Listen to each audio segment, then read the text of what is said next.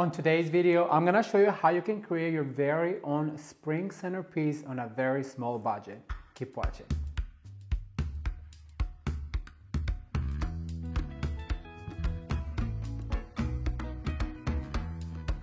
Hello everyone, I am Ramon. Welcome back to Ramon at Home. I'm so excited you're here today because I'm gonna show you how to create a beautiful spring centerpiece on a very small budget, and I'm gonna give you all the tricks and the tips that I have learned in 10 years of working in the floral industry. If you guys are new to the channel, then you might not know that I was a florist for 10 years and I am here to give you all the tea when it comes down to floral designing. And stay till the end of the video because I'm gonna show you some tricks that you can add to this particular centerpiece to transition it into other holidays. So stay tuned. If you're new to the channel, please consider subscribing, and if you already subscribed, do not forget to turn the notification bell on because only the ones with the bell turned on to all notifications get notified when I upload a brand new video. And as you know, I like to drop a surprise video here and there. And if you recreate any of these looks, don't forget to tag me on Instagram, and all of that information is going to be down below. All right, I'm gonna give you all the materials you're going to need for this centerpiece. And I want you to keep in mind that all of these florals came from Walmart, starting with 2 stems of this purple Fox Hollow, a bush of Ranunculus and peach, a bush of beautiful salmon peonies, 2 of the fussy lavender bushes. We're going to use 2 of these pearl hydrangea. I'm gonna use a few bushes of the pink tulips, a few bushes of the lavender, a bush of eucalyptus, and 2 bushes of the lamb's ear. On top of that, I'm gonna use a variety of all of these greeneries that I have gathered from past projects. So if you have any greeneries that you can use on your centerpiece, go ahead and pull them out. And I want you guys to know that the foam that we're gonna use for our centerpiece is recycled from our past centerpiece that we did, as well as this dish that you can also find at your local dollar store. Okay, so now that you know all the materials we're going to need for this centerpiece, it's time to get started. So the very first step we need to do for any floral arrangement that you may want to do in the future is to green your container, whether it's fresh or whether it's silk. The very first thing you want to do is you green your container to cover the mechanics, what we call. Now in the industry, we always like to use probably 2 to 5 types of greenery. And the reason why is because the more greenery you add to your floral arrangements, the more natural your arrangement will look. Now here's the secret: you want to use your least expensive greeneries to cover up the mechanics because they're really not going to be seen by the end of the arrangement. And you want to go ahead and start by the perimeter. Like if you notice what I did on my right, I repeated on my left. What I did on my top, I repeated on my bottom. And I don't know if you guys remember that rule of what goes up must come down. Well, that's a rule that I learned many years ago when I was being taught floral design. Is what goes down must come up. So you might want to go ahead and do one up, one down. And then when you insert your foliage, make sure that you insert it at an angle. Instead of putting it flat like this, go ahead and give it some character by just angling it a little bit to the side. And like I said, this is all greenery that I have gathered from past projects that I like to recycle. If you guys have been following this channel, I'm all about recycling my materials. And at this point, what we're doing is just basically covering our mechanics using recycled materials from past projects.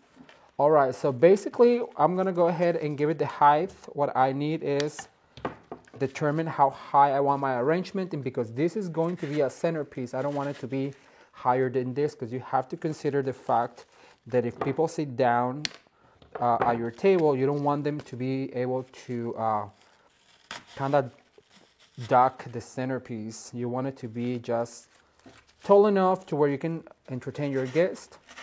All right, as you guys can see, my arrangement is basically greened. Like I said, at this point, use the least expensive materials you may have around your house. You might already have gathered and collected from past projects because, well, you're not really going to see those spots. So I'm just gonna go ahead and insert a few more. For all of those that don't know, I was a florist for over 10 years. I'm still a florist because I still kind of practice, once in a while. I should have a wedding coming up that I have to do. All right, so once we greened our centerpiece to that degree, what I'm going to do is I'm going to go ahead and introduce this beautiful lamb's ear, and I'm going to go ahead and cut this off. This came from Walmart, and it's only $2. Look how pretty that is. And then also make sure that you remove the tag. And what you want to do is I'm going to go ahead and cut them kind of short just to be able to insert them into the bouquet. Now also, I know a lot of you make this for sale. So if you're going to make this for sale, I do recommend to use some glue. If you're not making it for sale, then I don't recommend you use glue, because we can always use these materials. Once spring is over, we can probably use them for the holidays. All right, so what I'm doing with this, because I only have 4 stems, I'm going to explain this real quick. What I'm going to do is I'm going to go ahead and create a triangle. On the floral design, it's always about creating symmetry. So I'm going to go ahead and cut them as short as the other 2.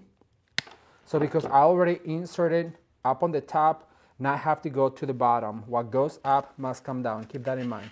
And then you're going to go ahead and insert in the bottom. And because I went that direction, I'm going to flip my bouquet around, and I'm going to insert it on this direction. And what that's doing, that is creating the symmetry that you need. Then after this one, I have this beautiful eucalyptus that I purchased also at Walmart. This guy is only $2. And I really encourage you to go and buy a bunch of it, because we're going to use it in wreaths. We're going to use it in centerpieces. We're going to use it in so many things. And this is something you can recycle for the holidays. All right, so it comes with a few stems. So I'm going to save me 3 of these stems, and I'm going to put them to the side for later. So what I'm going to do is I'm going to start right here on the top. And as you guys can see, this is just creating so much texture.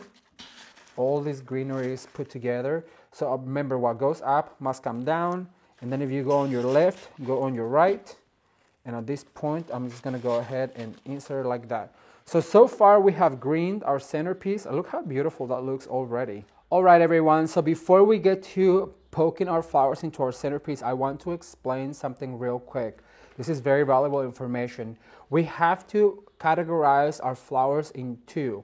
We have our focal flowers, which is like the larger blooms. Then we have our accent flowers, which are like daintier and smaller blooms. These are the flowers that are going to define your centerpiece, and these are the flowers that are going to accentuate your centerpiece or your floral arrangement. Whether it's a tall floral arrangement or a shorter floral arrangement, always keep in mind you have your focal flowers and you have your accent flowers. With that said, let's bring our centerpiece back in. All right, everyone, so the very first flower I want to add, and I always add first, is the larger bloom that I'm going to add. And in this case, I'm going to use this beautiful pearl hydrangea. And this hydrangea, you have to put all the way down. So push it all the way down.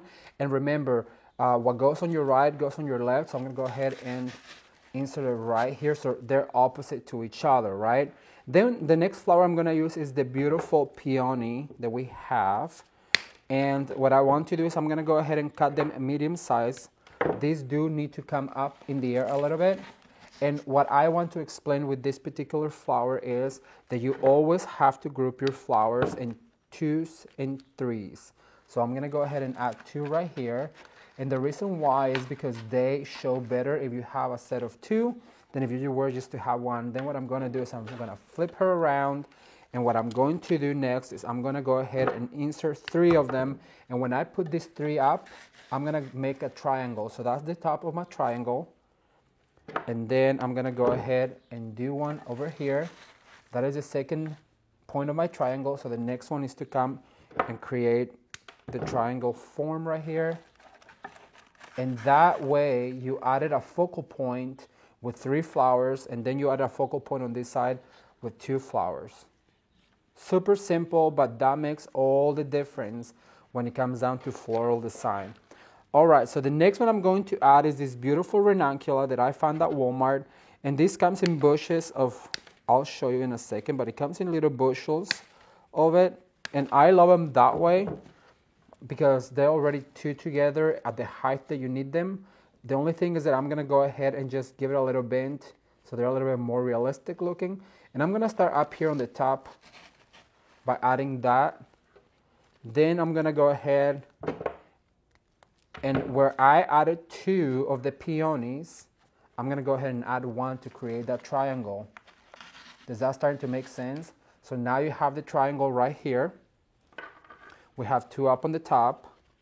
Then I have 1 here with 3 already on the bush. There's 3 flowers on the bush. So now what I need to do is find a spot where there is no flowers, like right here.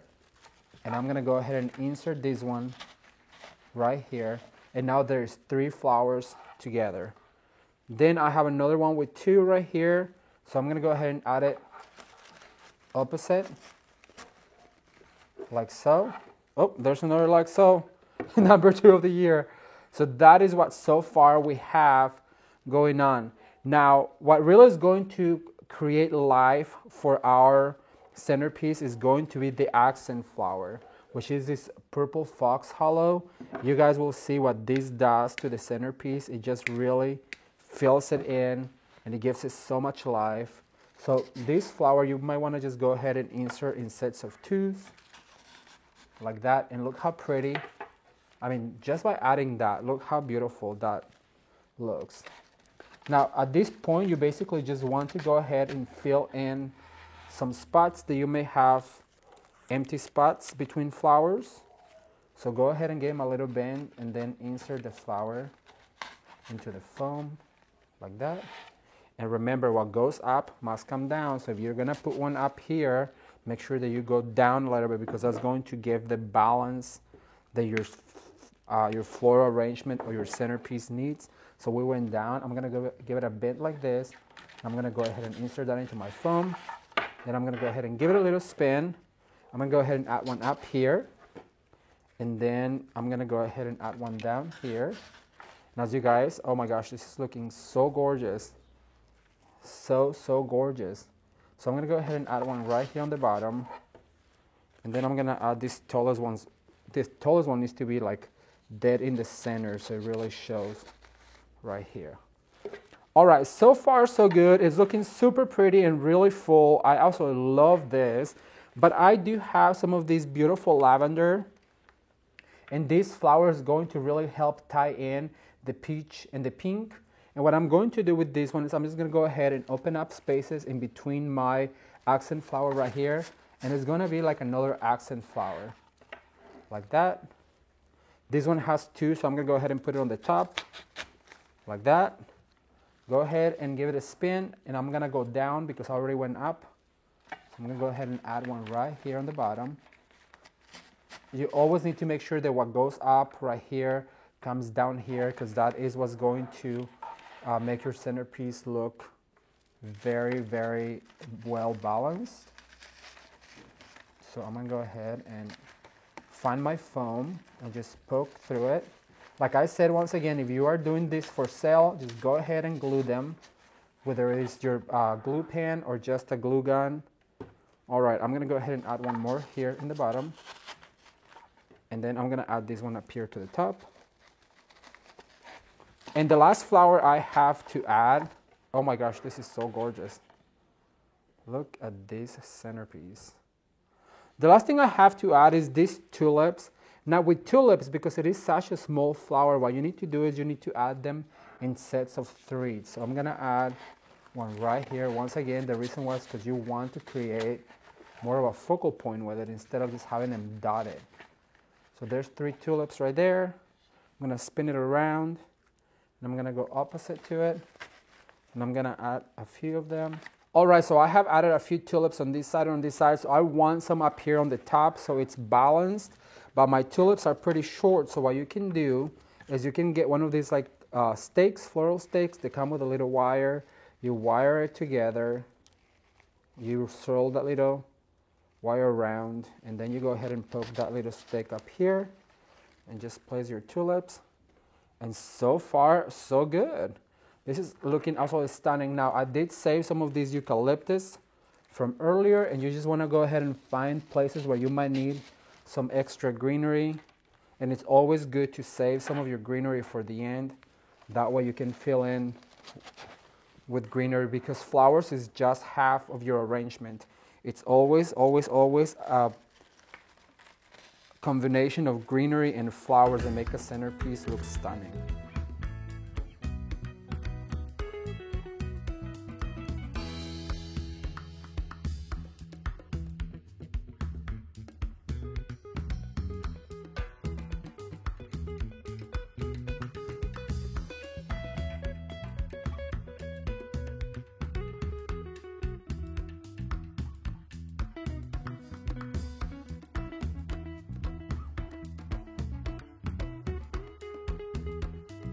All right, as you guys can see, the centerpiece turned out absolutely gorgeous, and I'm really loving the way it looks, so lush and so full.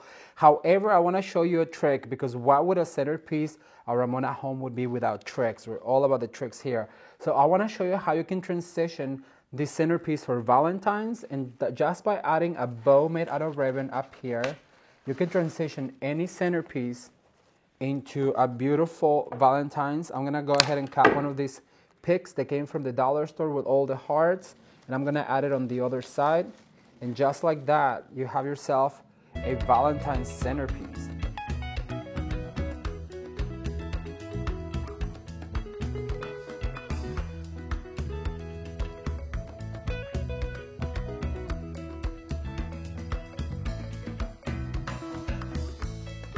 And if you think like me, then you're like, oh my gosh, that is perfect for Easter. Well, all you have to do is create a beautiful Easter bow and do the same. Just go ahead and put your bow into your centerpiece. Give it a few tails, let them fly out. And never forget to dovetail your ribbon so it looks finished. And just like that, you have yourself now a centerpiece for your Easter table. Thumbs up if you guys like this idea and enjoyed it as much as I did.